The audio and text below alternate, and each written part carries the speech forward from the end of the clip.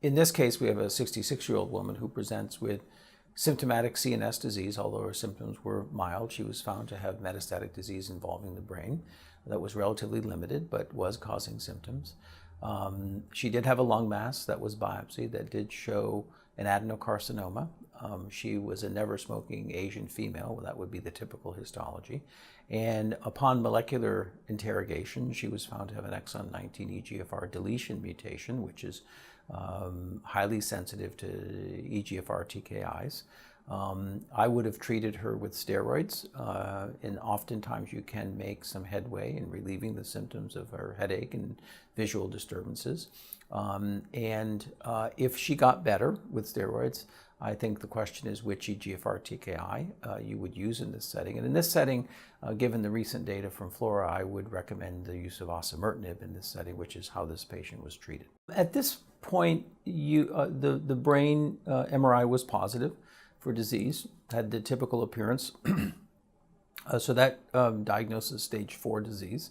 I don't think you necessarily need to do a PET scan. A bone scan might be of interest because there may be a role for bone protecting agents if she does have bone involvement. But again, I think you have a very good therapy, and I don't necessarily think that any other tests are absolutely indicated, although there are situations where it would be reasonable to do a bone scan.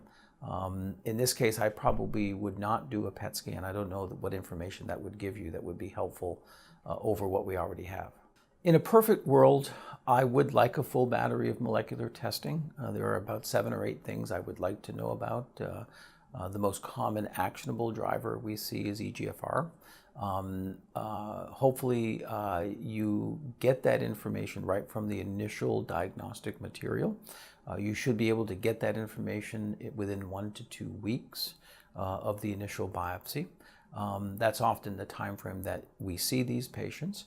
You can buy some time in this case if she responds to steroids with regard to her CNS symptoms.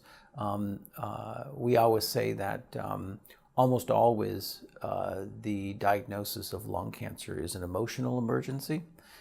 It's rarely a medical emergency. So I think that you have time to gather the information from a full molecular diagnostic panel and make the right decision. I counsel patients to say, let me do my job, let me find out if you have any molecular alterations. And I would argue in a patient like this, never smoking, particularly Asian female, that the likelihood that you're going to find an oncogenic driver is 60% plus possibly. So you're more likely to find an oncogenic driver in a patient like this. And I would try to temporize things with steroid treatment and rush the molecular testing as quickly as I can. And in this case, we obviously know she hit the target of having an EGFR exon 19 deletion mutation.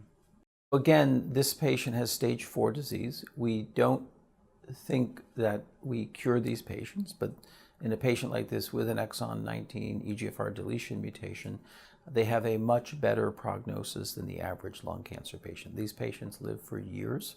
The average patient may live 3, 4, 5, if not longer, years with proper therapy, which in this case is an EGFR TKI. So her prognosis is much better than average. I tell these patients not to read information about lung cancer on the internet because a lot of it can be misleading.